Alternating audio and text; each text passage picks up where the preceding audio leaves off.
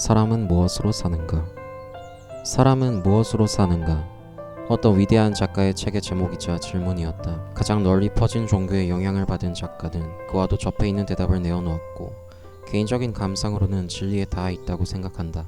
라는 벗어난 사변을 이야기하며 염두에 둔 건 매니 아들렌과 그 동생들, 그리고 유르타의 삶이었다. 매니와 동생들은 당장은 살아갈 수 있었다. 큰 상실감과 괴로움은 마음의 바닥층에 남아 있었지만 일상을 살아갈 동력과 감성들이 있었다. 그들의 삶은 나쁘지 않았다. 물리적인 재정의 고민을 제외한다면 도리어 행복한 편이었다. 어쨌거나 세 남매는 사이가 좋았고 서로를 향한 사랑이 많았다. 반면 유르타에게는 사랑이 부족한 모양이었다. 그에게 있어 삶이 그토록 고통스러운 것을 보면 삶의 필수 요소인 무언가가 필요리 양보다 한참 부족한 상태임이 틀림없었다. 어떤 작가의 단편 소설의 제목인 저것의 답은 사랑이었다. 다른 말로는 신뢰라고도 한다. 희망이라는 것도 시제의 차이는 있으나 어울릴 것이다.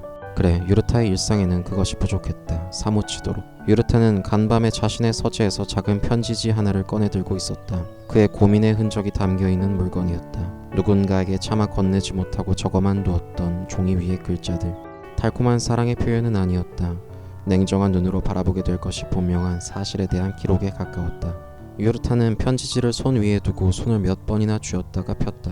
일부러 신경 쓰지 않았다면 편지지가 구겨지고 펴졌으리라. 고민이 깊어질수록 앞이 보이지 않는 기분이었다. 시꺼먼 색의 시야와 같이 암담한 심정에서 유르타는 한참을 있었다. 그렇게 1시간쯤을 있던 것 같다. 유르타는 인상을 찌푸리며 눈가를 주물렀다. 지난 겨울 중에 쓴 편지였다. 사실 매니 아들렌의 이름은 알고 있었다. 그녀의 밑에 있는 동생들에 대해서도. 아들렌가에 대해서는 따로 찾아본 바가 있었다. 그리고 고민을 한 것이다. 이제 자신이 어떻게 해야 하는지에 대해서. 갑자기 그녀가 대뜸 자신을 찾아왔을 때는 그도 적잖이 놀랐다. 끊임없이 고민하고 망설이던 대상이 갑자기 다가온 것이었으니. 사실 비슷한 일이었으나 자수를 고민하던 범인에게 치안대가 방문한 것이나 다름없었다. 진실로 과장되지 않게 유르타가 조금만 심약했더라면 심장에 무리가 와서 휘청거렸으리라. 타인의 고통을 만들어내는 건 자신에게도 그만큼이나 괴로운 일이었다. 양심이 기능한다면 기능하는 만큼이나 감히 스스로 양심의 여부에 대해서 말을 할 수는 없었으나 어찌되었든 유르타의 삶은 있는 그대로 피폐했다. 유르타는 집무실, 곧 서재로 쓰는 방에 있었다. 그가 저택에서 사용하는 공간은 그리 많지 않았다. 생활에 필요한 시설이 다 들어있는 침실 하나, 사무 등 잡다한 업무를 보는 서재, 아주 가끔 온전히 탕에서 목욕을 할 수 있는 욕실, 그리고 부엌으로 사용하는 조리실 정도. 평소에는 매니가 없다면 식사실 역시 사용하지 않았다. 그 외에는 복도를 걸어다니고 홀을 사용하는 것 외에 그의 지문이 닿는 곳조차 별로 없다.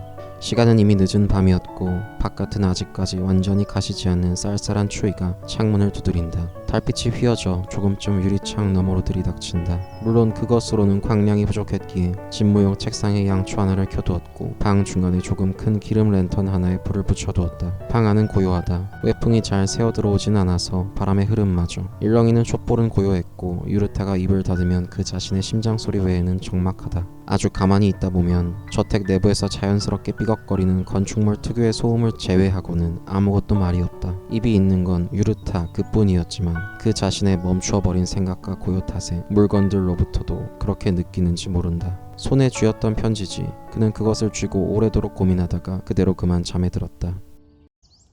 그날은 매니가 느끼기에 아주 이상한 날이었다. 날씨가 조금 생소했을까. 가끔 그런 날이 있다. 착 가라앉은 기분이나 고요하고 잠잠한 수면 아래 물의 밑바닥과 분위기가 닮은 날이다. 어딘지 물기가 서려 습도가 높지만 태양빛이 안개나 흐린 구름에 조금 지워져 대낮에 따가움이 없다. 밝은 낮이나 서늘한 공기와 어우러져 도리어 시원한 느낌을 준다. 이런 날에는 벌레나 새들도 적막함을 위해 다같이 조용하기로 입을 맞춘 듯 울지들을 않는다. 미리 비가 올 것을 예측해서 제각기 둥지나 피신처로 도망을 쳤는지 모습도 보이지 않고 괜시리 거리를 돌아다니는 사람들도 평소보다 더욱 적어 분위기를 돋군다. 아침에 일어났을 때 침대에서부터 이미 분위기를 느끼고 왠지 그에 맞추어 가라앉은 기분으로 밖을 나서게 되면 그녀 역시 그래야 한다는 듯 말을 아끼게 된다. 애초에 침묵이 좀 필요했을지도 모른다. 수면 아래처럼 간신히 잠잠하게 만들어둔 마음의 밑바닥을 괜히 들추어내지 않으려고 그저 그러려니 하고 살아오던 그녀의 기분과 마음. 날씨는 핑계였고 한 구석 어딘가에서 간절하게 바라던 조용함의 구실을 날씨로 삼은 건지 누군가에게 보여주기 위해서처럼 분주하게 보내던 일상의 소란 너머의 감정을 잠시 느끼며 매니는 담담한 우울함으로 출근길을 걸어 나섰다. 여느 때와 같은 길이다. 단층 목조 주택을 나서고 마당과 교회에 세워진 드문드문한 건물들을 지나서 인적이 적은 교회 거리마저 벗어나면 포장도로가 끊어진다. 사람들의 발길로 다져진 평탄한 흙길, 단정하지만 편안한 굽낮은 구두로 걷다 보면 눈에 이미 보이던 언덕에 다다르고 몇 분간의 등산을 끝내면 저택의 현관이었다. 나름대로 마당처럼 어느 정도 꾸며놓은 공간이 있는 것 같았지만 집의 주인은 그것을 유지할 생각이 전혀 없었는지 희미한 흔적만이 남아있을 뿐이었다. 매사에 무덤덤하고 무언가 속내를 드러내지도 않고 신경성 위험에라도 시달리는 사람처럼 찡그림을 참아내는 청년의 삶을 보여주는 것 같은 무심함이다. 문득 거기까지 생각이 미치자 매니는 헛웃음을 흘렸다. 잘 그러는 편은 아니었지만 자신보다 몇 살은 나이가 많은 사내의 기이함에 이상함을 느낀 것이다. 이런 감정이나 생각을 본인 앞에서 솔직하게 드러낸다면 실례일 것이다. 매니는 여느 때와 다름없이 밝은 미소와 잔잔한 수면처럼 갈무리한 마음으로 태도를 바꾸며 현관의 철제 문고리를 잡으며 노크를 했다.